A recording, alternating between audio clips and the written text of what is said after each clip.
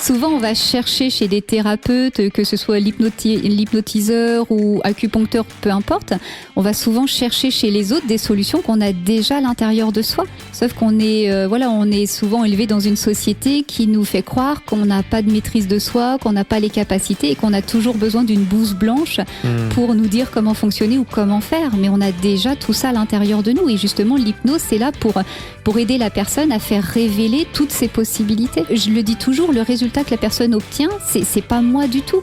C'est ce que la personne a été chercher à l'intérieur d'elle et qu'elle a mis à son actif. Je suis, comme tu dis, une béquille, je suis un GPS, mais je suis pas du tout la personne qui aura opéré le changement chez l'autre.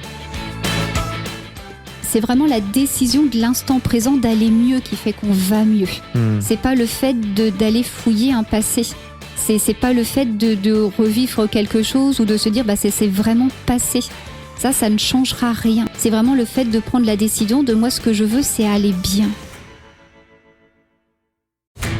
Salut, bienvenue sur le podcast Génération 120 ans. Je suis Liron Samoun et j'ai un objectif très ambitieux. Vivre jusqu'à 120 ans, en bonne santé et heureux. Qu'on se le dise, c'est challengeant. Surtout dans le monde actuel où il devient de plus en plus difficile de prendre soin de soi. C'est pour cela que je vous propose qu'on parte à la rencontre, ensemble, de personnes intéressantes qui ont des choses à nous apprendre pour vivre au maximum de son potentiel, en bonne santé, et ce, sur différents plans. Au niveau de son mental, de son corps, de son environnement et de ses relations sociales. Génération 120 ans est une émission destinée aux personnes ouvertes d'esprit, curieuses et désireuses de vivre leur vie au plus haut niveau de leur potentiel. J'adore découvrir de nouvelles choses qui pourraient améliorer mon quotidien et je fais souvent de belles découvertes que j'ai envie de partager avec vous. Alors c'est parti et bienvenue dans l'émission Génération 120 ans. Bonjour Denise. Bonjour Liron. Bienvenue dans l'émission Génération 120 ans. Merci de m'accueillir. Écoute, merci à toi de m'accueillir dans ton cabinet, donc à Saint-André-les-Vergers. C'est bien ça. Près de Troyes. Je suis content de pouvoir discuter avec toi aujourd'hui. Tu es hypnothérapeute et aujourd'hui, j'ai envie comme je te le disais, qu'on pose ensemble les bases de l'hypnose. J'ai toujours en fait été fasciné par ce domaine et en commençant par l'hypnose de spectacle, de rue. Et je suis épaté en fait de voir tout ce que l'on peut faire avec l'hypnose. Même aujourd'hui, je vois qu'on commence à utiliser l'hypnose à l'hôpital pour anesthésier les patients avant leur opération. Et je vois que ça se développe pas mal. J'ai l'impression que c'est un domaine qui s'impose de plus en plus, qui est de plus en plus courant. Toutefois, quand j'en parle autour de moi, beaucoup de personnes ont déjà entendu parler de l'hypnose, mais ça reste quelque chose de flou. Ils ne savent pas vraiment comment le définir. Ou alors, on rentre tout de suite dans le cliché de on peut te faire n'importe quoi, on va te transformer en petit poulet et tu vas faire n'importe quoi. Enfin, j'en sais rien, je dis ça comme ça, mais. Et du coup, l'idée, c'est de poser ensemble les bases de l'hypnose. J'ai pas mal de questions. Qu'est-ce que l'hypnose ? Est-ce qu'on peut soigner avec l'hypnose ? Jusqu'où on peut aller avec l'hypnose ? Est-ce qu'on peut se guérir de tout ? Est-ce qu'on peut influencer sur les gènes ? Est-ce qu'il y a des dangers ? Et comment l'hypnose se positionne par rapport à d'autres thérapies ? Bref, tu l'as compris, j'ai de nombreuses questions et je suis très content qu'on puisse poser ensemble les bases. Je te vois toute souriante, c'est trop cool. Le plaisir est partagé. En tout cas, le sujet est très vaste, comme tu viens de le dire. Et il y a énormément de choses, je pense, à expliquer auprès du public qui, comme toi, se pose énormément de questions sur ce sujet parce que il y a le côté spectacle, il y a côté film, il y a côté livre, et puis il y a le côté de qu'est-ce qu'on peut en faire réellement qui prend une autre vision, une autre dimension totalement. Ouais. Ok, super. Est-ce que dans un premier temps, tu peux te présenter, Denise, et dire un peu ce que tu fais avant de rentrer dans le vif du sujet de l'hypnose ? Bien sûr. Alors, je m'appelle Denise Prugnot et donc je suis hypnothérapeute au cabinet ABC Hypnose 3 qui se trouve à Saint-André-les-Vergers. Donc, je reçois les personnes en individuel sur sur une thérapie qu'on dit brève. L'hypnose, c'est 3 à 5 séances en moyenne. C'est quelque chose qui va permettre aux personnes d'atteindre des objectifs ou de se sentir mieux dans certains domaines ou aussi parfois d'avoir certaines explications un petit peu sur leur fonctionnement. Ok. Super. Donc tu pratiques depuis combien de temps là maintenant? Tu es installé dans ce cabinet depuis plusieurs années maintenant? Oui, c'est ça. Ça fait 7 ans maintenant. D'accord. C'est ça. C'était en 2015 et voilà. Depuis, ça a fait que grandir et se développer. Et c'est vrai qu'en 2015, enfin, le sujet n'était pas encore forcément très très ancré dans le quotidien des personnes, mais ça le devient de plus en plus. Ça devient de plus en plus évident. Ok, c'est sûr, c'est vrai qu'on entend de plus en plus parler et c'est pour ça d'ailleurs que j'avais envie d'aborder ce sujet dans le cadre de cette émission. Est-ce que dans un premier temps, tu peux définir ce que c'est l'hypnose? Alors, moi, j'ai l'impression qu'il y a le mot transe, il y a le mot inconscient, il y a le mot, je sais rien, sommeil peut-être. Est-ce que tu pourrais mettre des mots sur l'hypnose? Oui, alors je vais résumer l'hypnose de manière très très simple. L'hypnose, ce sont des ondes cérébrales, tout simplement. C'est-à-dire que dans notre cerveau, nous avons des milliards de neurones qui sont connectés les unes avec les autres avec un système, on va dire, électrique. Et on va se servir donc des ondes cérébrales qu'on va descendre en ondes alpha ou θ pour atteindre un état modifié de conscience et venir mettre des suggestions pour que la personne puisse atteindre ses objectifs. Mais c'est quelque chose d'extrêmement basique. Okay. Alors c'est sûr que quand on voit les spectacles ou les choses comme ça, on s'imagine pas que ce soit aussi simple. Ok, là tu as dit des mots alpha, θ, c'est quoi? C'est des ondes de fonctionnement du cerveau? Oui, c'est ça, ce sont des ondes du cerveau. Donc là, toi et moi, on est en train de discuter, on est en onde bêta, c'est-à-dire que nos ondes, elles sont assez élevées. Quand on commence déjà à fermer les yeux, on va descendre en onde alpha. Et donc déjà là, on va capter certains sons, certains mots, certaines suggestions qu'on n'aurait pas forcément pu avoir en ayant les yeux ouverts. D'accord. Donc on est déjà en état modifié de conscience. Quand on descend encore un petit peu plus en ondes, on va atteindre des ondes θ. Donc on est toujours en état modifié de conscience. C'est pas un état de sommeil. L'état de sommeil, ça va être les ondes delta. Ok, d'accord. Donc quand on dort, on est dans les ondes delta. C'est ça. Et sinon, ces différentes ondes, on peut les avoir en fait au cours de la journée? Ah oui. En fait, l'hypnose, c'est vraiment un état naturel. C'est quelque chose qu'on expérimente plusieurs fois dans la journée. C'est-à-dire qu'il y a, par exemple, quand on est en train de conduire et qu'on arrive à une destination et qu'on ne s'est pas aperçu de cette destination. On s'est dit, je suis déjà arrivée, j'ai pas vu le parcours et souvent on s'interroge un peu sur cet état, on se dit, mais mince, je perds la mémoire ou j'en suis dangereux ou qu'est-ce qui se passe pour que j'ai pas vu la route? J'étais simplement en fait en onde alpha. C'est-à-dire que je suis en pilote automatique, c'est-à-dire que mon inconscient alors c'est toujours sur des trajets qu'on a déjà fait plusieurs fois, ce sera pas un nouveau trajet qu'on cherche. Quand on a par exemple quelqu'un qui travaille depuis un certain temps à un endroit particulier, quand il monte dans sa voiture le matin et qu'il arrive à sa destination, il voit pas forcément toujours le trajet. Donc là, il est en état modifié de conscience, il est en état d'hypnose.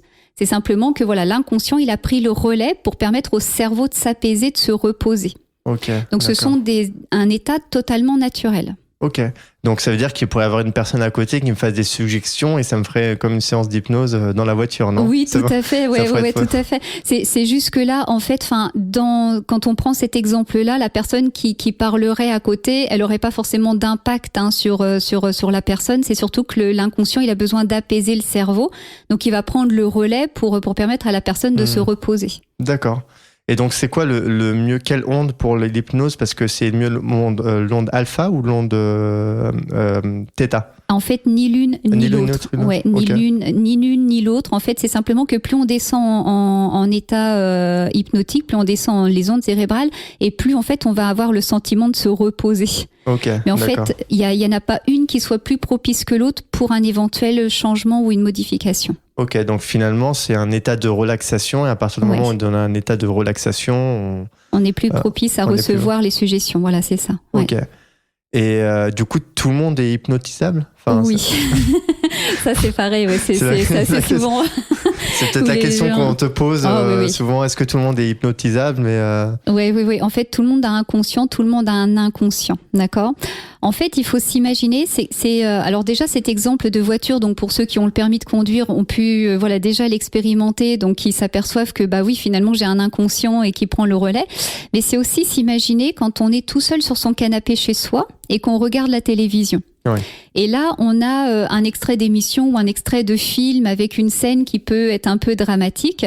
Et là, on sent l'émotion de tristesse et on a les larmes qui montent jusqu'à pleurer. Et là, on est totalement hypnotisé par ce qui se passe à la télévision. D'accord ? Donc, on n'a pas besoin de quelqu'un pour être dans un état hypnotique. On le fait très, très, très régulièrement, mais sauf qu'on n'a pas mis de mots dessus. Donc, en fait, on ne sait pas ce que c'est. Du coup, alors, les personnes qui... quand on va voir quelqu'un parce que j'ai cru comprendre que il y a pas tout le monde qui peut être hypnotisable au cadre d'une séance. Est-ce que c'est parce que la personne, enfin peut-être c'est faux, hein, tu vas me le dire. Oui. Ou est-ce que c'est peut-être la personne qui se met une barrière mentale, et est-ce que si c'est le cas, on peut la retirer, cette barrière mentale? Alors voilà, c'est souvent en fait un besoin de contrôle qu'on a, d'accord ? Alors tout le monde est hypnotisable, c'est-à-dire que la personne toute seule chez elle devant sa télé, en fait, elle va se laisser aller parce qu'elle n'a pas le sentiment que la télé prend contrôle sur elle. Par contre, une personne qui va venir en séance, qui a peur de qu'on prenne possession d'elle, qui a peur qu'on lui fasse faire des choses qui ne lui correspondent pas, peut mettre une certaine résistance. D'accord ? Mais pour autant, la personne, à un moment donné, elle lâche prise. Mais il faut bien comprendre qu'en hypnose, on ne peut pas prendre possession de l'autre. C'est surtout ça qui est extrêmement important à comprendre. Sauf dans le cas de hypnose de spectacle, non ? Alors, que ce soit le spectacle ou que ce soit en cabinet. Ok. D'accord ? On ne peut pas prendre possession de l'autre. Alors quand l'autre dit fais le canard ou fais la poule, ça marche vraiment, ça, ou alors c'est vraiment. Oui, en fait, ce sont pas des acteurs, ce sont pas des personnes qui font semblant. C'est simplement que l'inconscient de la personne a une bonne image sociale. C'est-à-dire que la personne, elle va se prêter au jeu, mais pour autant, elle devient pas une poule, elle devient pas un canard. Ouais. C'est-à-dire que si l'hypnose était une manière de prendre possession des autres, et c'est ce que je dis très régulièrement. Toutes les personnes qui font des spectacles n'auraient pas besoin de faire des spectacles. Il y aurait simplement besoin d'aller voir les personnes les plus riches de ce monde, de les endormir, c'est vrai, de leur prendre une partie de leur fortune et de s'éclipser en leur faisant oublier que c'est eux qui sont passés. Ils pourraient aller dans un aéroport, monter dans un avion sans avoir besoin d'acheter un billet. Ils pourraient aller dans un restaurant et ne jamais payer la note. Moi, ce serait la même chose si j'avais la capacité de prendre possession sur les personnes, mais aujourd'hui, il n'y a plus personne qui fumerait. Ouais. Ce serait tout simple. Moi, j'aime beaucoup les gens, donc ça changerait pas. Mais si j'avais du pouvoir sur les gens, j'irais. Il y a longtemps que je serais allée à la Française des Jeux. Il y a longtemps que j'aurais fait sortir les vents numéros à mon actif et là, l'Iron, on serait en train d'enregistrer sur une belle plage. Ah, ça aurait été bien. J'espère pour une prochaine. Donc voilà, c'est souvent des fantasmes en fait qu'on se donne par rapport au spectacle parce que le spectacle, ça fait vendre. Donc si les hypnotiseurs font des spectacles, c'est parce que ils gagnent leur vie avec ça. Donc ils donnent l'illusion en fait de prise de pouvoir, mais c'est simplement un consentement de l'inconscient de la personne qui est en face. Donc d'où l'importance de bien choisir les personnes, quoi. Alors en fait, le choix, il va se faire naturellement. C'est-à-dire que c'est l'inconscient de la personne qui est OK ou non pour jouer. D'accord ? Donc il va y avoir une sélection, c'est-à-dire que les hypnotiseurs, ils vont faire ce qu'on appelle des tests de suggestion pour voir les inconscients qui sont les plus joueurs. Ok, d'accord. Et c'est que 5 à 10-15% à peu près des personnes qui peuvent aller sur scène. D'accord ? Donc c'est très très peu. Et pourtant, les autres personnes qui n'ont pas pu aller sur scène parce que il y a une image sociale qui est retenue ou qui n'a pas envie d'être vue dans cette situation, ces personnes-là, elles ont quand même un inconscient. Ouais. Ces personnes-là, elles peuvent avoir des addictions et ne pas réussir à s'en passer. Elles peuvent être sur leur canapé toutes seules et se mettre à pleurer devant une scène. Ou elles peuvent être au volant de leur voiture et arriver à leur destination sans s'être aperçues du trajet. Ok, non, c'est intéressant. Donc tout le monde est hypnotisable parce que, moi, je parle personnellement étant quelqu'un beaucoup dans le mental. Ouais. J'ai l'impression que c'est pas le cas pour moi. Que des fois, même quand je suis en état de relaxation, je vois mon cerveau qui bouillonne toujours. Bouillonner, ou alors des fois, je me posais des questions et là, je sais que je sors de ça et du coup, je me dis peut-être que les personnes qui sont beaucoup plus rationnelles. Ouais. Ou beaucoup plus cartésienne, j'en sais rien, vont être beaucoup moins hypnotisables, ou alors il va peut-être falloir un petit moment avant de... Ouais, alors il peut y avoir, pour que le mental, en fait, il lâche un petit peu et que, il se laisse aller, ça va être juste l'histoire de quelques minutes, mais en fait, c'est tout. Ah, c'est tout, d'accord. Il faut pas faire des séances pour être hypnotisé. Oh non, heureusement. Ouais. Et puis, il y a aussi le fait de se dire qu'en fait, Parfois, on a l'impression qu'il faut avoir les yeux fermés, qu'il faut être vraiment... En fait, c'est surtout qu'est-ce que je mets derrière l'idée d'être hypnotisé. Ça veut dire quoi être hypnotisé? C'est-à-dire qu'en fait, les ondes cérébrales, c'est pas un état particulier physique. Les gens continuent à pouvoir bouger, les gens continuent. Si les gens veulent ouvrir les yeux, ils peuvent ouvrir les yeux. Les gens, s'ils veulent parler, ils peuvent continuer à parler. Et souvent, on met derrière l'état d'hypnose, en fait, le fait d'être éteint. C'est-à-dire que j'ai plus la capacité de penser, j'ai plus la capacité de bouger. C'est l'autre qui va vraiment prendre le contrôle sur moi. C'est pas du tout comme ça. La personne garde son libre arbitre, la personne continue à penser. Moi, les gens, je leur dis, votre cerveau va continuer à fonctionner. Vous allez penser à des choses du quotidien. Bah tiens, faut que j'aille acheter le pain. Et ça veut dire qu'on est quand même en état d'hypnose, même si on pense à ça. On n'est pas sorti du monde. Ah, pas du tout. En fait, il y a deux parties en nous. Donc notre conscient qui lui va continuer à penser à notre vie de tous les jours, et notre inconscient qui lui va gérer beaucoup d'autres choses. C'est-à-dire que notre inconscient, il va gérer les battements du cœur, par exemple, la température du corps. Il va intégrer les notions, les suggestions qu'il va entendre. Et il y a un hypnotiseur qu'on a tous dans notre vie de tous les jours, dont j'ai évoqué le sujet tout à l'heure. Ça va être la télévision, par exemple. Des personnes qui rentrent chez elles et qui ont l'habitude d'allumer la télé et qui souvent me disent, mais je reste pas devant, hein, vous savez, je vais faire la vaisselle ou je vais ranger ci, je vais ranger ça. Et en fait, la personne a beau être concentrée sur la tâche qu'elle fait, elle reçoit quand même les informations de la télévision. Donc ça peut être une musique, ça peut être une pub, ça peut être des choses comme ça. Et toutes les suggestions qui passent, ça s'ancre petit à petit à l'intérieur de la personne. Ok. Ah non, je pensais que le conscient faisait un barrage mental. Ah non, pas du tout. Mais est-ce que même si, supposons, on va rentrer un peu plus en détail, mais supposons tu me fais une suggestion, et j'ai le conscient qui fait une remarque par rapport à ces suggestions. Est-ce que ça veut dire que c'est quand même enregistré par l'inconscient ou il y a le barrage mental qui dit que ces suggestions, mais qu'est-ce qu'elle veut me dire par là, quoi? Ouais, c'est ça, comme s'il y avait une lutte en fait entre l'un. C'est ça. En fait, c'est comme s'il y avait une frontière. Voilà, je te laisse passer, je te laisse pas passer. Donc, par exemple, tu me dis, j'en sais rien, tu es beaucoup plus confiant aujourd'hui. Et là, je vais voir, mais pourquoi elle me dit je suis beaucoup plus confiant aujourd'hui, c'est pas vrai? C'est ça. Est-ce que du coup, ça veut dire que la suggestion n'est pas arrivée jusqu'à l'inconscient? Alors en fait, si. Mais en fait, encore une fois, c'est ces deux parties. C'est-à-dire qu'en fait, il y a le conscient qui va se dire, mais non, mais moi, je garde le contrôle, je vais dire que c'est pas vrai, ou pourquoi elle me dit ça, mais moi, j'en veux pas. Enfin, voilà. Mais l'inconscient, s'il pense que c'est bon pour toi, il va la prendre, cette suggestion. Par contre, s'il pense que cette suggestion est pas bonne pour toi, c'est lui qui va la refuser, pas le conscient. Et ça, comment on sait si c'est bon ou pas pour nous? Enfin, si l'inconscient, il sait... parce que de toute façon, ça fait partie du jeu après, j'imagine, de l'hypnothérapeute, de savoir si c'était ancré en pas, ou encore, est-ce qu'il y a moyen de savoir si elle a été acceptée ou non? Ouais, alors en fait, ça, c'est vraiment la personne qui va le faire, elle, dans son monde intérieur. D'accord? C'est-à-dire que la personne, quand elle vient consulter, il faut qu'elle ait un objectif de séance, d'accord? Et on peut pas dépasser les valeurs de la personne. Donc l'inconscient, en fait, il connaît ton fonctionnement, il sait ce qui te va et ce qui te va pas.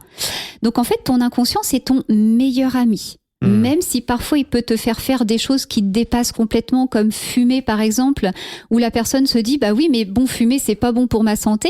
Bah oui, mais l'inconscient, pour lui, fumer, ça va être une manière de gérer le stress. Ça va être une manière de prendre des pauses. Donc pour lui, c'est voilà, moi je veux ta survie, donc je te fais faire quelque chose pour éviter tu pètes les plombs. Même si ce que je te fais faire peut parfois en fait avoir un certain préjudice avec le temps. Okay. Donc si là la personne qui est en face de moi fait des suggestions en fait qui m'amènent au même résultat que le fait de fumer. Donc si les suggestions que j'obtiens me permettent de gérer mon stress ou de prendre des pauses ou d'assumer certaines choses, je vais en fait mettre la cigarette de côté. Okay. D'accord ? Mais c'est vraiment l'inconscient qui va faire le tri. Okay. Et c'est pas l'hypnotiseur qui peut imposer à la personne. Ok, donc c'est un travail personnel et ça veut dire que il y a quand même un travail sur l'inconscient. Enfin, il faut arriver, comme tu disais l'exemple de la cigarette, à se dire que finalement la cigarette c'est pour pallier justement à cette pause ou pour pallier à ce stress ou pour pallier à autre chose. Ouais. Et pouvoir arriver à remplacer ce comportement par autre chose. Oui, c'est ça. Finalement, c'est ça, c'est essayer de trouver. En fait, c'est pas. Je me trompe, mais c'est pas. On va te faire arrêter de fumer, mais on va essayer de te trouver des alternatives. Ouais, c'est ça. C'est ça. Mais une alternative, en fait, qui soit acceptable pour la personne et qui aille, qui lui soit pas préjudiciable, qui lui soit pas gênant ou qui ramène pas d'autres problèmes. Ok. Donc on peut pas changer complètement l'inconscient. Enfin, c'est-à-dire que. Oui, non. Ok, ça veut dire qu'on est quelque part voué à avoir une certaine prédisposition et qui est, on va dire, je sais pas, qui est figée, qui est solide et on peut pas y toucher. Alors Jusqu'où on peut en fait aller avec. Ouais, en fait, la personnalité propre de la personne, on pourra jamais la toucher. C'est-à-dire qu'en fait, ça fait un petit peu comme un terrain dans lequel en fait on va pouvoir mettre des petites choses qui vont lui permettre d'alléger un petit peu sa manière de vivre ou son quotidien ou des choses qui peuvent la déranger, mais on peut pas changer la personnalité. Donc changer la personnalité, c'est mort. Ah ça, oui, c'est non, pas possible, ouais, c'est ça. On peut l'aider à s'alléger, on peut l'aider à percevoir les choses différemment, mais la personnalité, on la garde quoi qu'il arrive. D'accord, une personne introvertie ne peut pas passer extravertie avec. Ah ouais, non, ça va pas être, elle va toujours garder une certaine réserve, mais elle va développer quelque chose qui va lui permettre de prendre la parole un petit peu plus facilement, ou d'avoir un regard social qui va être plus allégé pour elle. Mais elle va pas devenir quelqu'un qui tout d'un coup va être sans limite ou qui tout d'un coup va totalement changer de personnalité. Même avec 30-40 séances. Ah ouais, non. Non. Ouais, non, c'est vraiment, enfin voilà, Okay. c'est ça qu'il y a à comprendre. C'est vraiment, on garde la base quoi qu'il arrive. C'est juste qu'on va apporter des petites améliorations dont la personne a besoin. Ok. On tweak un peu, on rajoute des fonctionnalités. Ouais. En fait, c'est comme un ordinateur. C'est-à-dire qu'on prend un ordinateur dans lequel on va mettre un nouveau logiciel parce que ce logiciel permet de faire des choses, un petit peu plus grandes ou un petit peu plus poussées, mais on change pas l'ordinateur. Okay. Et c'est simplement que l'inconscient, il va se dire de quel logiciel je vais me servir propre à cette situation parce que j'ai envie d'atteindre tel objectif.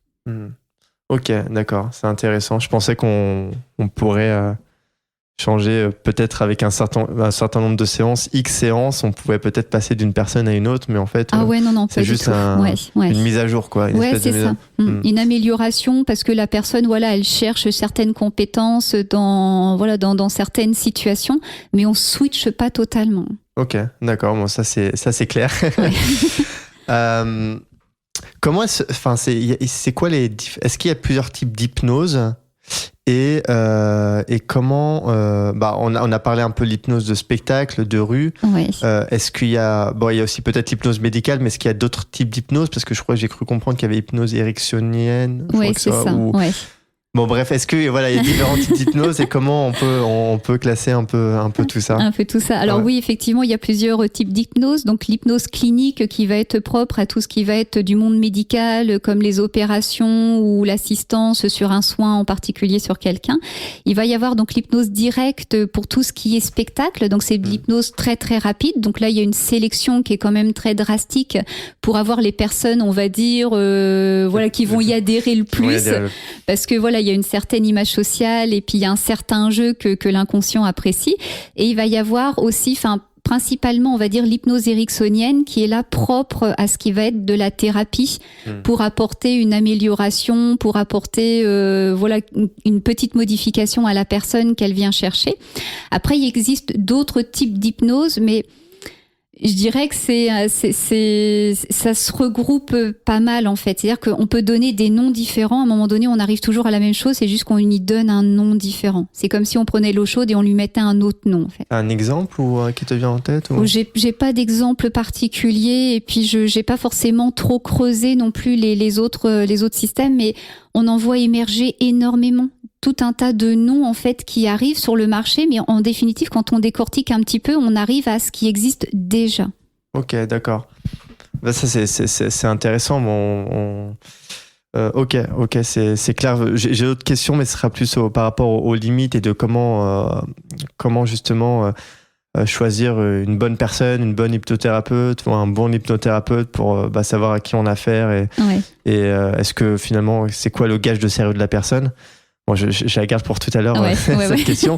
Et justement, comment l'hypnose se positionne par rapport à d'autres thérapies, j'en sais rien, comme le MDR, le FT, je crois, la PNL, la kinésio, un peu tout ça. Est-ce que Ce sont des choses, ce sont vraiment des pratiques qui sont diamétralement différentes en fait. Enfin, on voit le MDR, c'est des mouvements au niveau des yeux pour recaler un petit peu les informations. Enfin, je suis pas la spécialiste de ça, hein. J'en parle de ce que j'en connais, mais voilà, c'est de faire des mouvements des yeux pour recaler dans le cerveau en fait certaines choses comme un rangement, je pense.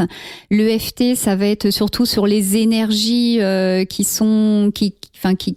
véhiculent au niveau du corps. La kinésiologie, c'est la mémoire cellulaire que porte notre corps, c'est-à-dire que même si nous, on pense donner une réponse ou qu'on n'a pas conscience de certaines choses, notre corps, lui, il va donner la réponse, il va dire si c'est oui ou si c'est non. Mais ça, l'hypnose, ça permet pas de faire tout ça ou Ah non, pas du tout. Non.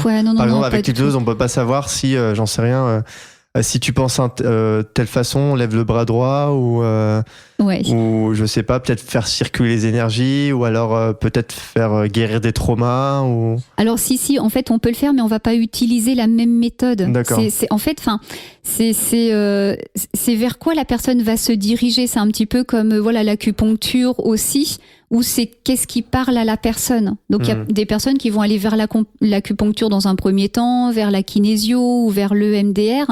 En fait, c'est souvent qu'est-ce qui est ramené sur le parcours de la personne.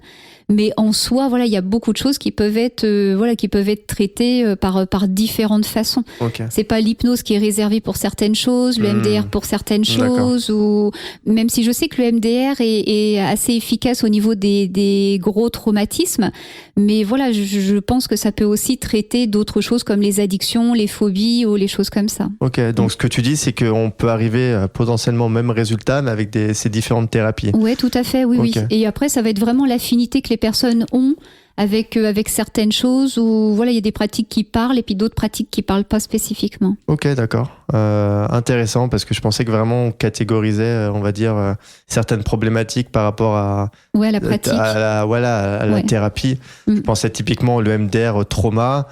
L'hypnose, ça va être des choses un peu entre guillemets simples, mais peut-être pas forcément le cas. La kinésio, je sais que c'est le corps qui parle, mais je me suis dit peut-être qu'avec l'hypnose, on peut aussi faire parler le corps. Ah oui, tout à fait. Donc, en fait, ça va être une autre manière de faire, mais avec l'hypnose, on peut aussi traiter les traumas. Ça va pas être gênant. Mais c'est souvent la personne qui, soit on a entendu parler et va venir voir un hypnothérapeute parce que on lui a recommandé, ou va aller voir un kiné parce que on lui a reconnu le kinésiologue, mais sinon. C'est pas forcément un domaine qui va traiter une spécificité. Ok, d'accord, ça marche. Alors, qu'est-ce qu'on voit le plus... du coup, ça va être cette question-là, mais est-ce qu'on peut tout faire avec l'hypnose en termes de thérapie, d'accompagnement. D'accompagnement. Ouais. On peut faire énormément de choses. Le champ d'action est vraiment très très vaste, comme donc les addictions, que ce soit la cigarette, l'alcool ou certaines pratiques aussi. Ça peut être les phobies, ça peut être les soucis de sommeil, l'insomnie ou des réveils nocturnes. Ça peut être le manque de confiance en soi. Le domaine est vraiment très très vaste. Les douleurs chroniques aussi. Chez les enfants, ça va être les phobies scolaires, ça va être l'énurésie, ça va être les terreurs nocturnes. Le champ est très très vaste. La seule limite que je connaisse à l'hypnose, c'est on ne guérit pas de maladie. Je vais te poser cette question aussi par la suite. Est-ce qu'on peut guérir de maladies avec ce serait en fait vendre du rêve aux personnes, vendre de l'espoir, et c'est vraiment la limite. C'est-à-dire que si moi, par exemple, je reçois quelqu'un qui a atteint du cancer, je pourrais l'aider à mieux gérer, par exemple, les effets secondaires d'un traitement médicamenteux. Je pourrais l'aider à dépasser un petit peu l'idée de la maladie et tous les changements que ça peut apporter, puis aussi de voir la fragilité de la vie et la mort qu'on voit en face. Mais on va pas guérir le cancer avec l'hypnose. C'est très très important à bien mettre cette limite. D'accord. Sinon, t'as jamais refusé quelqu'un pour une séance d'hypnose parce que c'était quelque chose qui n'était pas à la portée de l'hypnose? Alors, ça m'est arrivé pour ce qui est des régressions. C'est-à-dire qu'on a dans l'idée que les personnes qui font des régressions, en fait, peuvent revoir des choses, des événements du passé. Régression. Ah oui, c'est ça, l'hypnose régressive. C'est ça, Est-ce que, juste avant que tu complètes, revenir dans le passé, est-ce que c'est pareil aussi par revenir dans les vies antérieures? Alors voilà, c'est ça peut être ça aussi. C'est-à-dire que là, on va toucher en fait à l'hypnose spirituelle. Donc la régression, c'est à la fois la régression dans notre vie actuelle au niveau de nos âges, de notre âge pour aller voir un événement du passé, mais ça peut être aussi au niveau de l'hypnose spirituelle, là, voilà, des entrevies ou des vies passées. Ok. Et ça, qu'est-ce que t'en penses? Ça, tu fais pas parce que... Ouais, je fais pas parce que en fait, il y a jamais rien qui pourra prouver ce que la personne va vivre durant la séance. Et j'ai déjà refusé des séances de régression justement parce que les personnes venaient avec une telle passion pour leurs problématiques que je pense que ça allait être vraiment fantasmé. C'est-à-dire que c'est des personnes qui se sont présentées avec le sentiment qu'elles ont eu des agressions sexuelles quand elles étaient plus petites, mais dont elles n'ont pas les souvenirs. Elles ont juste l'impression que ça s'est passé. Sauf que du coup, si on fait une régression en âge, ça se peut que ces personnes revivent une agression sexuelle pendant leur enfance ou petite, mais pour autant, est-ce que c'était quelque chose de fantasmé, ce qui fait qu'elles y croient tellement qu'elles le revivent, d'accord ? Et il n'y a jamais rien qui pourra prouver que c'est réel. Ah oui. Donc, si on fait ce genre de séance avec les personnes, on peut apporter des gros problèmes derrière. C'est-à-dire des personnes qui peuvent intenter des procès à tonton ou aux grands-parents ou qui vont repartir beaucoup plus mal qu'elles ne sont arrivées. Et la pratique de l'hypnose, de la thérapie aujourd'hui, c'est de permettre aux personnes d'aller mieux. Ah oui. Pas de repartir en étant encore plus mal, surtout avec des choses sur lesquelles on n'aura aucune vérité possible. Ouais. Mais ouais, c'est vrai que c'est intéressant et je suis un peu partagé par le fait que peut-être que si on a peut-être un sentiment, c'est peut-être qu'il y a quelque chose qui nous travaille, peut-être que c'est vraiment passé. Et le fait que du coup on se focalise sur quelque chose et du coup on peut le créer, voilà, c'est ça. C'est ça. Du coup on peut le créer de toute pièce, d'accord. Okay. Alors effectivement on peut avoir un sentiment qu'il s'est passé quelque chose par le passé et que ce soit la vérité. Mais toujours est-il, le fait de le revivre ou de le voir, qu'est-ce que ça changera vraiment pour la personne ? Ouais. On sait qu'il y a certaines personnes, elles ont des souvenirs de leur traumatisme, elles ont des souvenirs de leur accident, de leur agression, et pour autant, ça ne leur permet pas d'aller mieux. Ouais. Aller mieux, c'est l'instant présent. Okay. Ça ne sera jamais le passé. Mais est-ce qu'on n'a pas besoin des fois de mettre de revivre des moments dans le passé pour aller mieux dans le présent ? Pas du tout. Non. Ah non, absolument pas. Moi, il y a des personnes que j'ai accompagnées où elles ont eu des phobies, où elles ont un mal-être, quelque chose, où elles n'arrivent pas à remettre le souvenir ou le doigt sur ce qui s'est passé. Et pour autant, ça ne leur empêche pas parce que, en fait, il faut comprendre que c'est vraiment la décision de l'instant présent d'aller mieux qui fait qu'on va mieux. C'est pas le fait d'aller fouiller un passé. C'est pas le fait de revivre quelque chose ou de se dire c'est vraiment passé. Ça ne changera rien. D'accord. C'est vraiment le fait de prendre la décision de moi, ce que je veux, c'est aller bien. Ok, donc elle n'a pas besoin de savoir ce qui s'est passé dans le passé pour aller mieux. Pas du tout. Ok. Moi, je pensais qu'il fallait revivre des fois certaines choses et...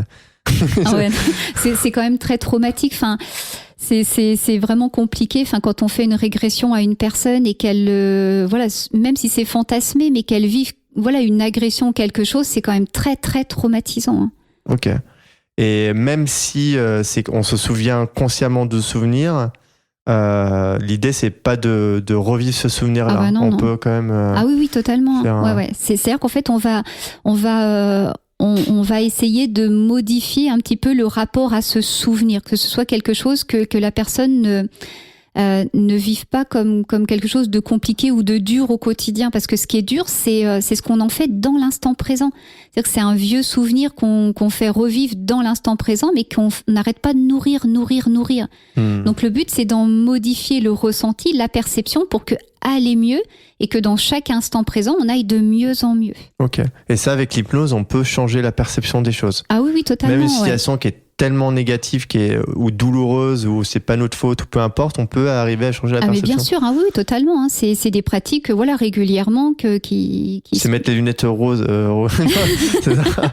C'était bien. En fait, c'est d'avoir une perception différente, beaucoup plus globale que d'avoir une fixation sur quelque chose. Ok, intéressant. Donc, si je récapitule, l'hypnose régressive, c'est quelque chose que tu crois mais que tu fais pas. Ou alors est-ce que c'est quelque chose que tu crois, déjà de base, l'hypnose Oui, oui, tout à fait. Hein, oui, c'est des choses qui sont possibles. Quoi, oui, mais totalement. Je l'ai déjà faite. L'hypnose régressive, je l'ai déjà faite, mais vraiment, ça dépend vraiment de la demande de la personne. Et avant ça, on aura déjà fait quelques séances pour que je vois si la personne, elle est bien dans ses baskets. D'accord. Si la personne, elle est pas bien dans ses baskets, elle est pas bien dans sa tête, ça va très très mal se dérouler pour elle, quoi. Ouais. Ok. Même en termes de vie intérieure ou quoi que ce soit, ça c'est... Oui, mais tout en sachant que, je dis, j'appelle ça en fait du voyage touristique. Ok, d'accord. En leur disant, est-ce que c'est pour guérir en fait une problématique qu'on a là, ou est-ce que c'est juste pour pour s'amuser, quoi. Pour se divertir. Voilà, c'est deux choses bien différentes. Voilà, c'est ça. Est-ce qu'on peut rattraper le tir si on s'est trompé en hypnose ? Par exemple, là tu disais, la personne n'est pas bien dans ses baskets, elle veut faire cette hypnose régressive ou peu importe. Là, on voit que ça part en cacahuète, elle sent encore plus mal. Ouais. Est-ce qu'on peut faire une seconde séance qui va permettre de renverser ? Moi, à mon sens, non. Moi, à mon sens, non. C'est la personne qui est vraiment fixée sur le côté négatif et qui, du coup, va l'entretenir, en fait. Ok. C'est intéressant. Est-ce que par rapport du coup à l'hypnose régressive, je mets de côté. Donc, est-ce qu'on peut venir dans une séance sans forcément avec une problématique ? Non, par exemple, j'en sais rien, j'ai pas vraiment une problématique, je veux dire, tiens, j'ai envie de travailler la confiance en soi, ou j'ai juste envie de travailler, je sais pas pourquoi je viens, je reçois un certain mal-être, ou alors je sais qu'il y a des choses qui vont pas, je sais pas pourquoi, et je décide de faire une séance d'hypnose. Oui, alors oui, c'est possible, mais il faut avoir un objectif, c'est-à-dire d'aller mieux, mais pourquoi aller mieux ? Okay. D'accord ? C'est comme si, en fait, tu faisais tes valises, mais tu sais pas où tu veux aller. Toi, tiens, je vais juste prendre ma valise et puis je vais mettre des vêtements dedans, mais je sais pas pourquoi je le fais. Toi, il faut qu'il y ait un objectif. Ça veut dire quoi aller mieux ? Ça veut dire quoi avoir confiance en soi ? Qu'est-ce que ça permettra de faire ? Qu'est-ce qui va se décanter derrière ? Ok. D'accord, donc c'est possible c'est le plus important, c'est le pourquoi de c'est ça, c'est l'objectif en fait. On va vers quelque chose. Ok. Et donc, tu me disais que c'est 3 à 5 séances en moyenne pour arriver à... Ça peut se faire en une séance ou ça peut se faire en plus. Exactement, oui, tout à fait. Il y a des personnes en une séance, elles vont vraiment, obtenir le résultat qu'elles cherchaient et elles vont pouvoir reprendre leur liberté. Puis il y a d'autres personnes, ça va être un petit peu plus, ça va être un petit peu plus long parce qu'il y a d'autres choses qu'elles ont envie de comprendre ou qu'elles ont envie de travailler. Et puis il y a des personnes qui auront envie d'avoir des séances d'entretien parce que elles veulent savoir comment elles fonctionnent. Elles aiment bien échanger sur tous ces sujets où finalement elles enlèvent un nœud puis elles en aperçoivent un autre. Voilà. C'est à l'infini après. Ouais, c'est ça. Mais, est-ce qu'une fois que c'est quelque chose qui est réglé avec l'hypnose, c'est à vie ? Enfin, tu parlais parce que je te posais ces questions parce que tu m'as dit entretien. Ouais. Mais est-ce que on doit toujours entretenir cette mise à jour entre guillemets ou une fois que tu as fait une séance, j'en sais rien, sur la phobie, la phobie des araignées, ça me parle parce que ma sœur elle a la phobie des araignées comme pas possible. Faut lui donner mes coordonnées. Oui, je voulais dire, mais elle me dit elle a vraiment une peur bleue des araignées. Tu mets une image, elle va. Ouais. Est-ce qu'une fois que c'est corrigé ça, c'est à vie? Oui. Ou dans 6 mois, il faut en faire une, ou dans 5 ans Ouais, en fait, une fois que la personne, ce que j'appelle monter en conscience, c'est-à-dire qu'en fait, elle a une perception totalement différente des choses, c'est à vie. Okay, d'accord. Donc on fait pas de retour en arrière. Je donne souvent l'exemple de quelqu'un qui marche. Moi je marche, mais si demain je me tords la cheville, je vais peut-être être alitée pendant 1 semaine. Et pour autant, j'oublie pas la notion de marche. Donc en fait, la notion d'être libéré existe toujours, même si parfois il peut, si par exemple ta sœur vient ici et puis qu'elle dépasse sa phobie des araignées. Quand elle voit avoir une araignée, elle aura toujours un réflexe en fait de recul, mais elle aura plus cette phobie en fait où elle va peut-être tomber dans les pommes ou se sauver en hurlant. Il y a une petite trace, mais qui est plus aussi paralysante que ça pouvait l'être avant. Ok, d'accord, ça marche. Est-ce qu'il y a des contre-indications à l'hypnose pour ce qui est de l'accompagnement des personnes? Ouais, je veux dire, est-ce que il y a des personnes qui ne peuvent pas faire une séance d'hypnose pour X raisons. Ouais, il va y avoir les personnes en fait qui vont être atteintes de pathologies comme la schizophrénie par exemple, ou les personnes bipolaires qui ne sont pas suivies, qui n'ont pas un traitement régulier, parce que ces personnes-là sont déjà dans des états modifiés de conscience. Elles sont déjà dans un dédoublement de personnalité. Okay. Donc ces personnes-là, en fait, sous hypnose, ça peut être gênant pour elles, et quand elles remontent en conscience, ça peut générer d'autres problématiques. Ok. Si elles sont en état de modifier de conscience, on peut directement leur faire des suggestions. Non, ouais, non, ça fonctionne mais pas comme ça. Elles se les font toutes seules déjà. Ah, d'accord. Ah oui. Elles sont de hypnothérapeute dans la tête. Ouais. Ok. Et comment ça se passe une séance du coup? On vient, on t'expose la problématique, tu nous fais un coup de pendule. Non, j'ai les yeux qui tournent. Les yeux qui tournent avec le rouleau là. Voilà, je sais pas quoi. Et après, on repart au bout d'une heure. Enfin, comment ça se déroule en fait? Comment ça se déroule une séance? Donc la personne, elle vient, donc elle m'expose sa problématique. On fait un petit peu le tour, de qu'est-ce que ça lui crée comme gêne, peut-être au quotidien ou dans sa vie ou dans sa perception, et vers quoi elle veut aller. Et ensuite, on va faire la séance. Donc, c'est la première séance. On fait déjà une séance d'hypnose. D'accord? Okay. Ça, c'est pareil. C'est souvent une interrogation où les gens, ils pensent que la première séance, c'est uniquement ce qu'on appelle l'anamnèse, donc la prise de connaissance, faire un petit peu le tour et voir comment on va travailler. En fait, on travaille directement. Et ensuite, donc, on fait la séance d'hypnose.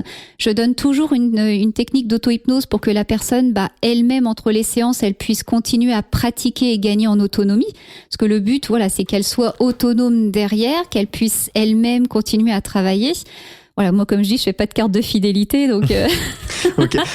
Vas-y, finis. Ça me fait penser du coup à autre chose, mais. Ouais. Et donc après, on fait un feedback de la séance. On programme au moins un deuxième rendez-vous pour voir comment ça a évolué, pour voir, si la personne elle a encore des choses à travailler ou à développer. Et puis ensuite on continue s'il y a besoin de faire. S'il y a plus besoin de faire, la personne elle repart, elle a son autonomie. Et comment on mesure l'efficacité? C'est-à-dire, une fois que la personne, elle met son objectif et elle voit juste si elle a réussi son objectif, et à partir de là, on dit que c'est terminé. Ouais, c'est subjectif. Ouais, c'est elle, en fait. Voilà, c'est vraiment elle qui va vraiment, quand elle repart de la séance, qui va mesurer, en fait, par l'expérience, par sa vie, en fait, de voir, à quel niveau elle se trouve.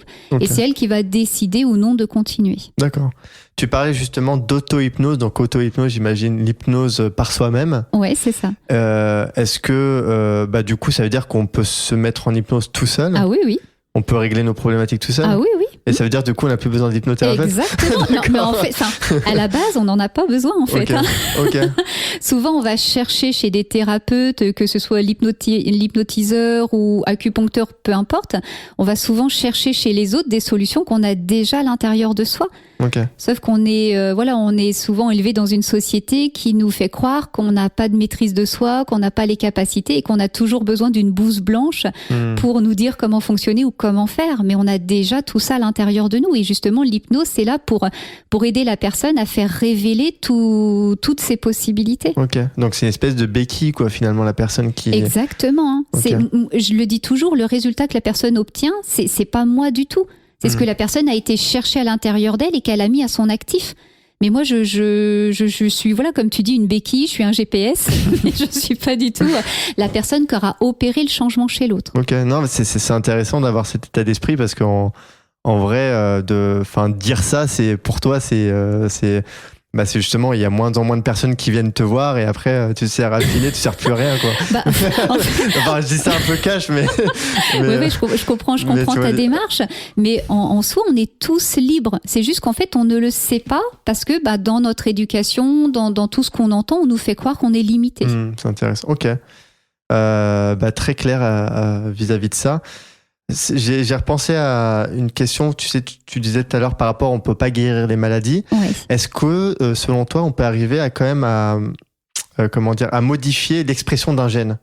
Alors, ou parce qu'il y a cette notion, je crois, d'épigénétique, où l'environnement influence la capacité au gène de s'activer ou non. Ouais. Est-ce qu'avec l'hypnose, on peut arriver à activer ou désactiver certains gènes? Moi, à mon sens, oui. C'est-à-dire qu'enfin, à mon sens, hein, après, voilà, je suis pas. Voilà, c'est pas. C'est pour ça que j'ai précisé selon toi. Et c'est une question qui m'est venue et je trouve intéressante parce que ça pourrait ça pourrait ouvrir de nombreuses perspectives. Donc, Oui, tout à fait. En fait, derrière, c'est simplement qu'en fait, il faut que la personne, elle ouvre son esprit à cette possibilité. C'est-à-dire que dans notre inconscient collectif, quand on pense qu'une maladie est là et qu'on peut pas en guérir ou qu'on peut pas la bouger ou qu'on a un gène particulier et que c'est notre identité, quand on décide d'y coller, en fait, on l'entretient. Quand on décide d'autre chose, on peut modifier. Et c'est là où en sont, justement, en fait, Erickson, qui a été le premier sujet qu'il a expérimenté, c'était lui-même, hein, par rapport à toutes ces maladies, qu'il a réussi, à complètement contrer les avis médicaux. Voilà, c'est des exemples, en fait, concrets de tout ce qu'on peut faire avec l'hypnose et l'auto-hypnose. Et des personnes qui se sont sorties, de situations vraiment totalement désespérées où elles étaient sur la fin et elles ont complètement contré tout ce que le monde médical pouvait dire. Toi, t'en connais des personnes comme ça ou t'en as déjà vu Alors, la maladie de la fibromyalgie, je sais pas si tu connais. Enfin, pour les auditeurs, j'ai un petit peu faire le tour. Ouais. Alors, la fibromyalgie, ce sont des douleurs qu'une personne peut ressentir. C'est difficilement identifiable par le monde médical parce que c'est difficilement mesurable. C'est pas quelque chose qui se voit de l'extérieur, mais qui se vit vraiment de l'intérieur. Et j'ai été en contact avec un monsieur justement que j'avais interviewé moi-même, qu'on peut retrouver d'ailleurs sur le blog de mon site internet, qui lui a totalement guéri de la fibromyalgie. Alors qu'à l'heure d'aujourd'hui, en fait, la médecine ne parle pas de guérison pour cette maladie, et toutes les personnes qui ont été atteintes, ont le sentiment de pas pouvoir s'en sortir. Alors que oui, effectivement, il y a ce monsieur qui a réussi totalement à en guérir, et d'autres personnes aussi, mais par l'hypnose ou par plusieurs... Non, il avait procédé par alors je sais plus, faudrait que je retrouve, ça date d'il y a quelques années, l'interview que j'avais fait avec lui, mais super intéressant, et il a essayé de se faire connaître, il a essayé d'en parler, mais c'est hyper compliqué, hein. Il s'est fait contrer par les par la médecine, mais aussi par les associations souvent. Ah ouais, les associations? Pourquoi? Même les associations, parce que souvent, c'est une espèce d'identité à un moment donné. On se reconnaît, dans cette pathologie. On a l'idée qu'on peut pas s'en sortir. Et quand on va annoncer que quelqu'un en a guéri, c'est franchir un cap qui est parfois compliqué à entendre quand soi-même on n'y arrive pas ou on est coincé dans une espèce de fatalité. Ok, intéressant.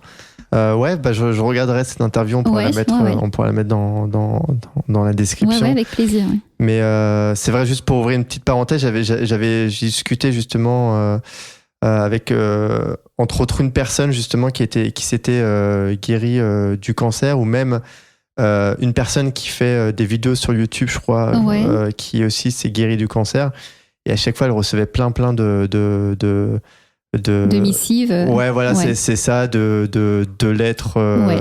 Vous devez arriver, d'arrêter de faire ce que vous faites, on va vous poursuivre. Et du coup, c'est vrai que c'est assez compliqué parce qu'on ne sait pas finalement qui dit vrai, qui dit faux, c'est une guerre un peu.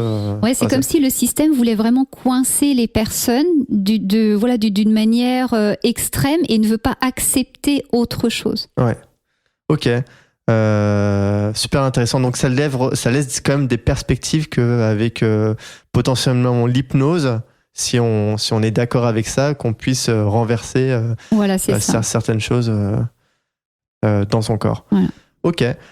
Du coup, ça m'amène naturellement à cette question. Est-ce qu'il y a des limites à l'hypnose?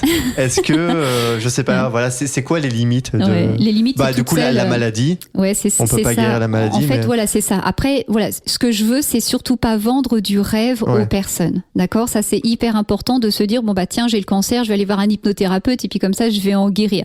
C'est vraiment une démarche personnelle très, très, très profonde. Et les limites de l'hypnose, c'est celles qu'on s'impose soi-même. C'est-à-dire que même pour une addiction, une personne qui s'identifie à son addiction et qui a l'impression qu'elle pourra jamais la dépasser ne la dépassera pas. Parce qu'elle se met elle-même les limites. Et même si on fait 10 séances. C'est pour ça que le résultat n'appartient pas au thérapeute, il appartient à la personne. Ah ouais. C'est ça veut dire que si la personne est sceptique, Voilà. Ça sert à rien qu'elle aille faire de l'hypnose. Exactement, c'est ça. Si la personne, en fait, elle est sceptique ou elle croit pas à un changement, une évolution, il ne se passera rien. Ok. Mais est-ce qu'elle peut se dire je suis pas sceptique et dans son inconscient elle est sceptique?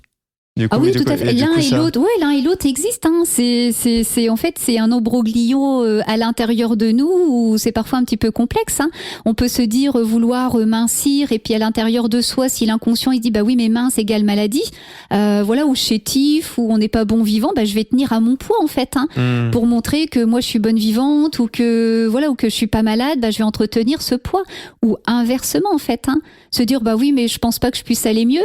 Mais si je pense pas pouvoir aller mieux, pourquoi je vais voir un thérapeute? Ouais, ok. C'est intéressant ce que tu dis. Donc on est rempli de paradoxes. Ouais, beaucoup.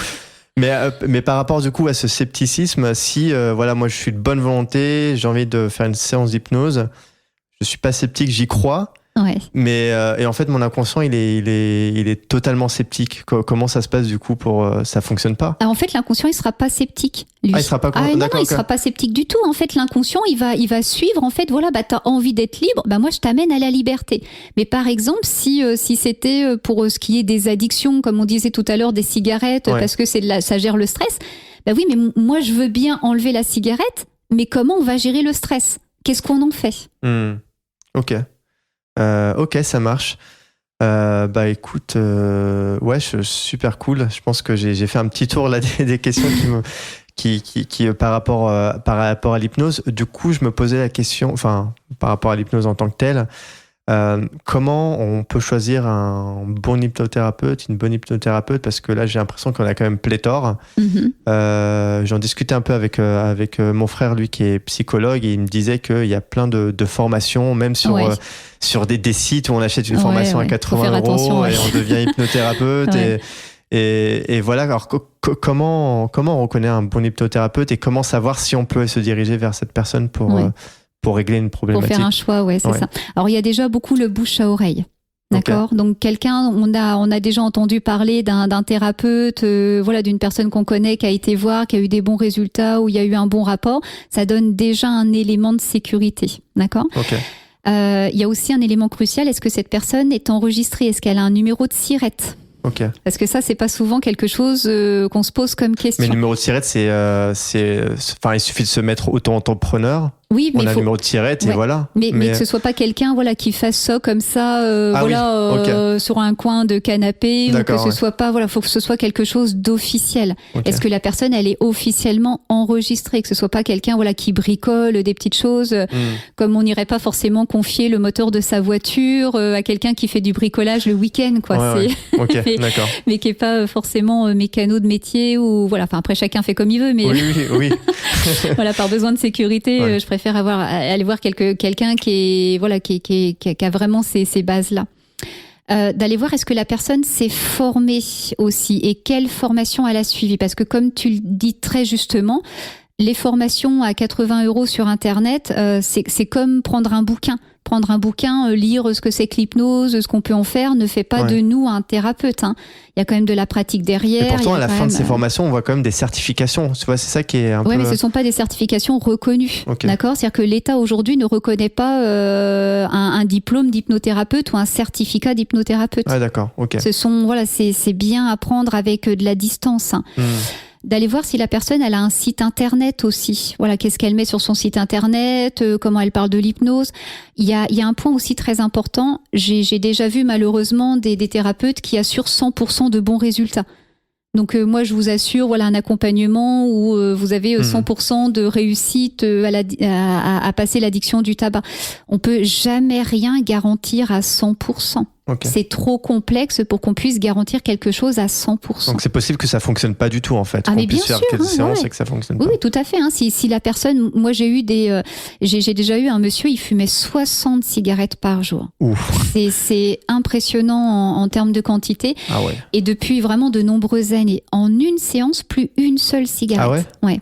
Okay. Et à la même période, j'ai eu un monsieur, il en fumait 15 par jour. Donc on peut se dire, celui qui en fume 15, celui-là, il va assez facilement arrêter la cigarette. Quand il est venu à la deuxième séance, il en avait supprimé 5. Donc il en fumait encore 10. Mais il était déçu de sa séance parce que lui, il voulait ne plus en fumer une seule. D'accord. En fait, c'est quelqu'un qui a un tempérament en fait de tout ou rien. Donc cette personne-là qui a un tempérament de tout ou rien, en fait, il va vraiment mettre la barre très très haute et souvent se freiner dans ses évolutions ou ses démarches parce que pour lui ça marche ou ça marche pas. Et il y avait encore beaucoup d'accroches de stress derrière qu'il n'était pas encore prêt à travailler. Donc il n'a pas poursuivi les séances et il est reparti avec le fait de fumer 10 cigarettes par jour. Ok, d'accord. Est-ce que si ça fonctionne pas, ça peut être aussi de la faute de l'hypnothérapeute ou est-ce que c'est juste peut-être pas forcément le bon moment? Enfin, j'imagine qu'il n'y a pas de paramètres à prendre en compte. Est-ce que tu dirais si une personne ça fonctionne pas, est-ce que tu choisirais la persévérance ou tu dirais peut-être d'aller voir quelqu'un d'autre ou alors la personne elle devrait faire une pause ou aller voir quelqu'un d'autre ou... Ouais, et ce que tu dis, c'est judicieux. Il y a parfois le rapport avec l'hypnothérapeute qui se fait pas du tout. Il y a parfois des personnes, on n'accroche pas du tout et du coup, l'inconscient, il peut pas se laisser aller. Il peut pas accepter des suggestions d'une personne avec qui il se sent pas à l'aise. C'est-à-dire que de toute façon, c'est lui qui va servir de filtre. Ouais. Si ça passe bien avec la personne, je vais pouvoir prendre ses suggestions. Si ça passe pas bien avec la personne, je prendrai pas ses suggestions. Il y a aussi des périodes dans la vie. Est-ce que c'est vraiment ça que je veux ? Ou est-ce que c'est juste l'idée de me dire la cigarette ça devient cher ou je m'aperçois que finalement maintenant il faut tous qu'on sorte pour fumer, c'est plus trop à la mode. Mais j'ai encore beaucoup d'accroche à la cigarette et ce qui m'y accroche, je suis pas encore prêt à le travailler.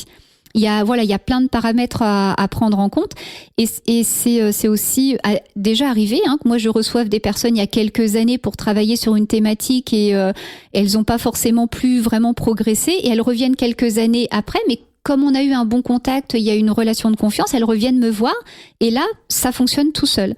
Okay. Parce que entre-temps elles ont vécu d'autres choses, elles ont cheminé autrement et elles sont prêtes au changement. Ok, d'accord. C'est clair. Du coup, pour choisir une bonne personne, donc le bouche à oreille, si je récapitule, se voir où elle s'est formée.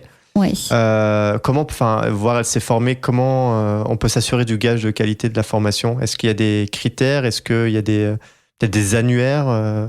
Il n'y a pas d'annuaire spécifiquement parce que il y a des écoles un petit peu partout. Souvent, elles se font la guerre aussi entre elles. C'est pas toujours facile, quoi. D'accord. Mais déjà voir un petit peu le temps de la formation. Est-ce que c'était pas juste souvent quand on regarde un petit peu l'école de la personne de là où elle vient. Moi, j'ai fait IHEC à Bordeaux avec le docteur Olivier Madel-Heurieux.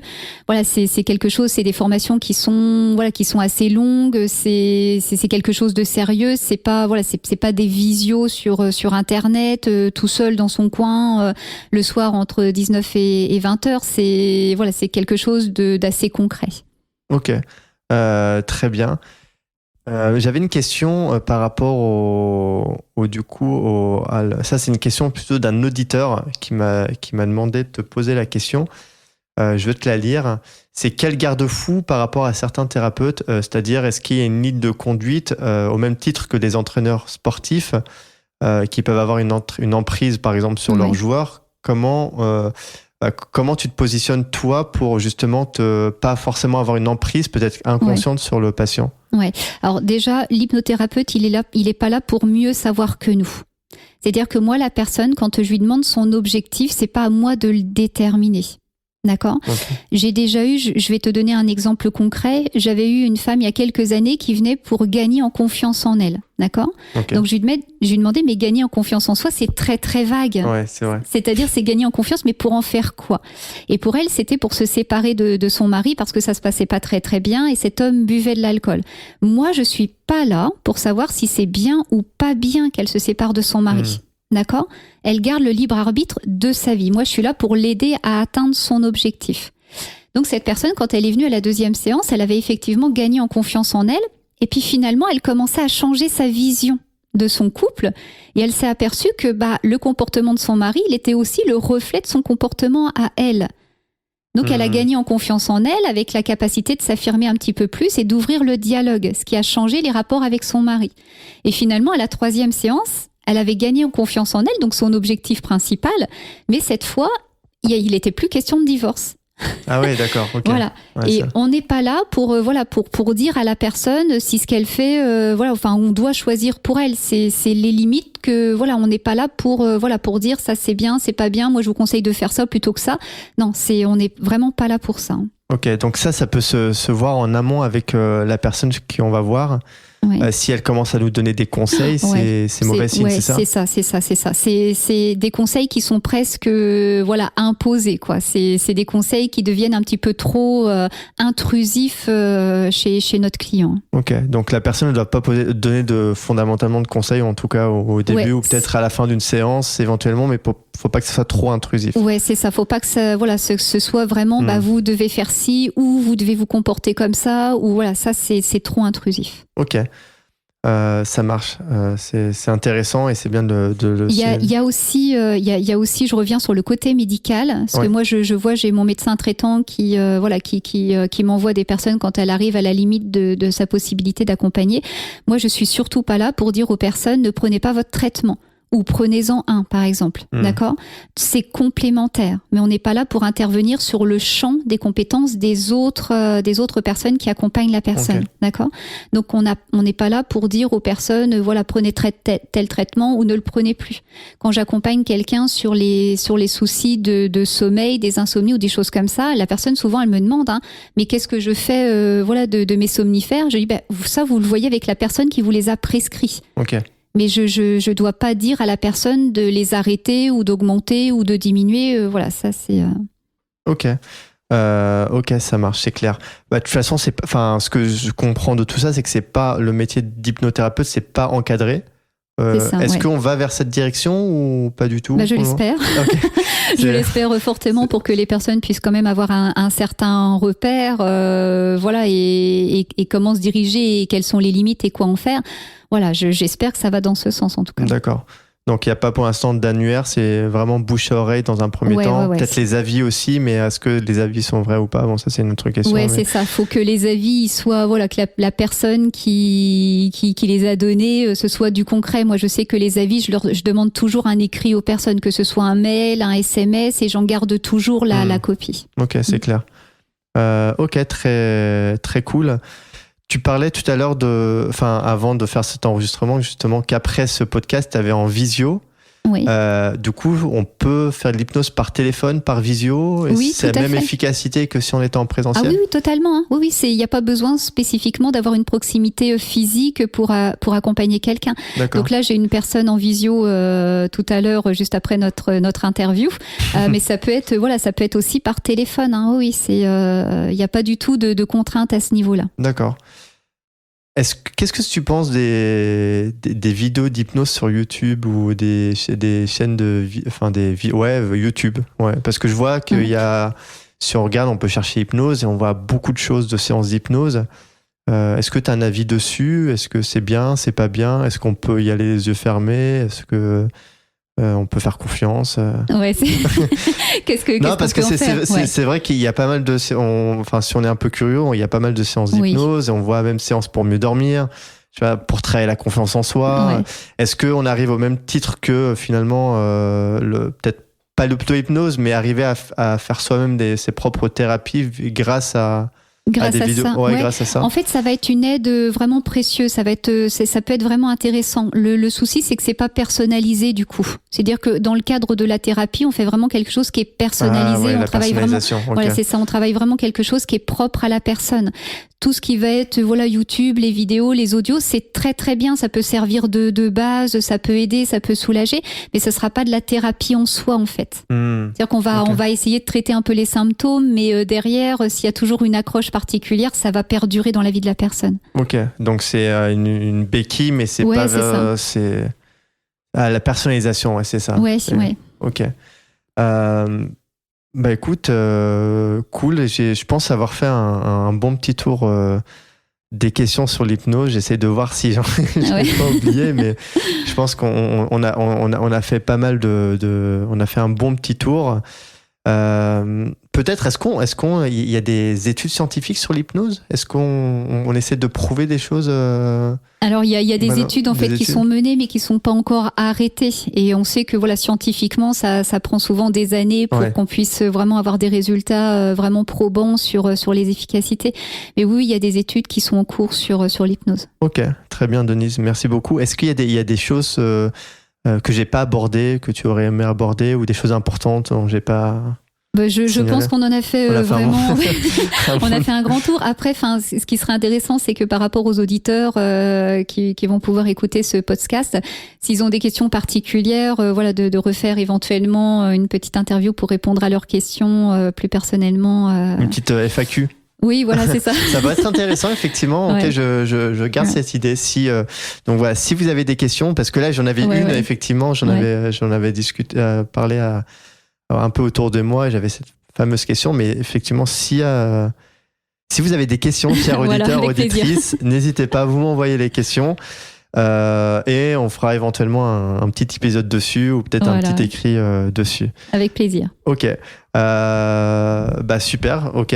Est-ce que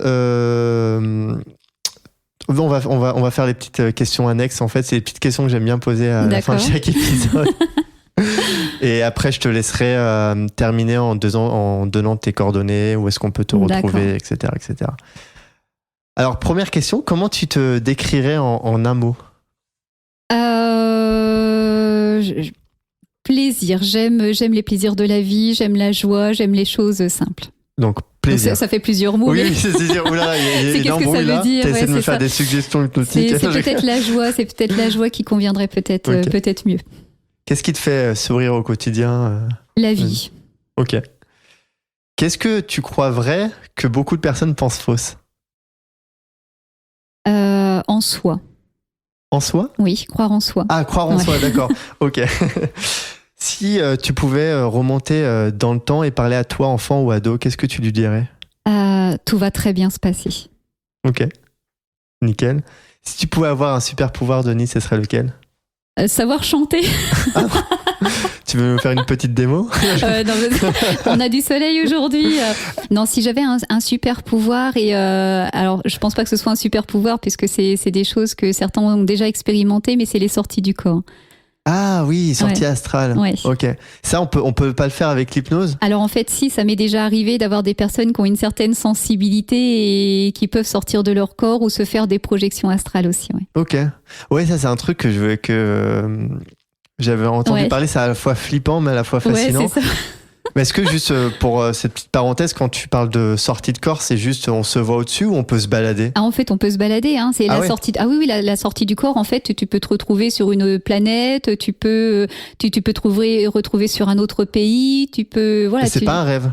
Ah non, tes sensations sont totalement décuplées. C'est pas du tout, c'est pas juste un rêve. C'est quelque chose qui se vit avec avec le corps d'énergie. Ok. Et donc ça s'apprend. Ah oui, tout à fait. Ouais. En fait, il y a plein de techniques pour le faire, mais c'est juste que je prends pas le temps de le faire. C'est trop cool ça. Ah ouais, Non, c'est vrai que ça donne des super pouvoirs d'aller. Bah oui, c'est un super pouvoir ça en soi. Oui, c'est un super pouvoir, alors qu'en fait c'est un état naturel, puisque normalement on le fait à chaque fois qu'on dort, à chaque fois qu'on s'endort, on quitte son corps physique pour aller se régénérer, pour aller faire d'autres choses. Mais c'est pareil, c'est un état naturel, mais comme on n'en a pas forcément l'habitude, ça me fait beaucoup penser aux paralysies du sommeil. Tu m'as pris le mot. Ouais, je me souviens, j'ai fait une fois paralysie du sommeil, c'était assez impressionnant. Ouais, c'est très impressionnant, mais c'est justement, t'es à la porte de la sortie. Ouais, c'est ça, j'avais fait ça, et même une fois, j'avais l'impression de flotter au-dessus de moi, mais c'était rare. Et je crois que si la paralysie du sommeil, c'est aussi la porte d'entrée aussi au rêve lucide. Ouais, c'est ça, en fait, c'est une porte entre ton corps physique et ton corps d'énergie. Passionnant. Du coup, si tu pouvais vivre n'importe où, ce serait où? Si je pouvais vivre n'importe où, moi je pense que là où je suis bien, peu importe où je suis. À Saint-André-les-Vergers, parfait, très bien. Ouais, c'est ça. Ce matin, j'étais à Dijon et j'y étais super bien. Je projette d'aller à Tahiti dans quelques mois et je pense que j'y serai super bien. Ah ouais. On aurait pu faire ce podcast là-bas. Écoute, voilà, on se recontacte dans un an et avec plaisir. On va voir ça. Ah ouais, c'est trop bien ça. Est-ce qu'il y a une ou plusieurs leçons importantes que tu as apprises dans ta vie ? C'est vraiment d'apprendre à se faire confiance. Vraiment lâcher prise et apprendre à se faire confiance. On est notre propre prison mentale. On peut être notre pire ennemi comme on peut être notre meilleur ami. Ok. Si tu avais la possibilité, l'opportunité de prendre un café avec un personnage historique ou une personne importante pour toi, ce serait qui ? Et pourquoi ? Ça pourrait être Tesla, je pense, pour toutes les visions qu'il a eues. Elon Musk, c'est ça ? De Tesla ? Non, ce serait vraiment Tesla en fait, le personnage. Okay. Oui. Moi je pensais direct à Tesla, l'entreprise Elon Musk, mais oui, Tesla en tant que. Okay. Ouais, c'est ça. C'est en tant que visionnaire, en tant que personne qui était très connectée et voilà. Je pense que je pourrais prendre plaisir à discuter avec. Ouais. Ok, trop cool. Et dernière question, est-ce que tu as un conseil de fin à donner pour rendre le monde meilleur ? Encore une fois, se faire confiance. C'est à l'intérieur de soi, on a toutes les capacités, on a toutes les possibilités et toutes les peurs qu'on peut véhiculer sur soi comme sur les autres. C'est ce qui nous fait un petit peu déraper et c'est ce qui nous fait nous manquer de respect ou nous empêcher d'atteindre certains objectifs. Alors que on a déjà tout à l'intérieur de soi. On peut aimer sans avoir besoin de choisir la colère ou la peur ou l'agressivité. Ok, super. Merci beaucoup Denise Prugnot, c'est ça, je prononce bien. Ouais. Avant de clore cet épisode, est-ce que tu veux renvoyer les auditeurs vers un site internet, une page Facebook, ou autre en fait. Je te laisse terminer avec ça. D'accord. Écoutez, si vous voulez en savoir un petit peu plus ou prendre rendez-vous, que ce soit une séance en présentiel ou en visio ou par téléphone. Et puis il y a le site internet abchypnose3 comme la ville.com. Et puis il y a aussi la page Facebook ABC Hypnose 3. Ok. Pourquoi ABC ? Alors ça... On me demande assez souvent. Okay. C'est simplement que la personne qui m'a accompagnée pour créer mon activité il y a 7 ans m'a dit... ABC. En fait, m'a dit, et maintenant c'est un petit peu révolu, c'est que les 3 premières lettres de l'alphabet en fait vont apparaître dans les choix... quand on apparaît dans un annuaire ou quelque chose comme ça en fait. Tout simplement. L'optimisation finalement. Ouais, c'est ça. Ok. Ouais. Écoute, merci beaucoup Denise, c'était vraiment très intéressant, j'ai appris pas mal de choses. D'accord. J'ai vraiment eu cette sensation d'avoir posé les bases de l'hypnose, donc c'est super chouette. Merci beaucoup, j'espère que toutes les personnes qui ont écouté jusqu'ici, vous avez apprécié cet épisode-là. N'hésitez pas à le partager autour de vous, à mettre une note positive parce que ça m'aide beaucoup, ça aide à référencer l'émission et ça aide aussi à faire connaître dans ce cas-là, l'épisode, l'hypnose aux personnes qui pourraient être intéressées. Et puis, écoute, Denise, au plaisir d'échanger avec toi, au plaisir de te retrouver. N'hésitez pas à la contacter si vous avez besoin. Merci beaucoup Liron, et puis merci à tous les auditeurs de bien vouloir écouter, puis éventuellement de poser des questions. Et je voulais aussi remercier Julien qui tout à fait. qui a permis cette rencontre et cette prise de contact. Donc merci à lui chaleureusement. Merci beaucoup Julien. Il est toujours là Julien c'est quelqu'un pour les bons plans. C'est quelqu'un d'extraordinaire. Ouais. Super. Écoute, à bientôt Denise. Merci au plaisir. Beaucoup. Au revoir. Ciao. Super, merci beaucoup d'avoir écouté cet épisode de Génération 120 ans jusqu'au bout. J'espère que cet épisode vous a plu.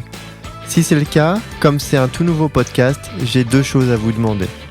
La première, c'est de me laisser une note 5 étoiles avec un commentaire positif sur Apple Podcast ou d'autres plateformes, car ça m'aide beaucoup et surtout ça permettra à d'autres tout comme vous de profiter de ces discussions enrichissantes. Ensuite, si vous avez des commentaires, des retours à me faire, n'hésitez surtout pas. Ceci me permettra de progresser et vous proposer quelque chose de toujours plus qualitatif. Merci encore pour votre attention précieuse et je vous dis à très vite pour un épisode de Génération 120 ans.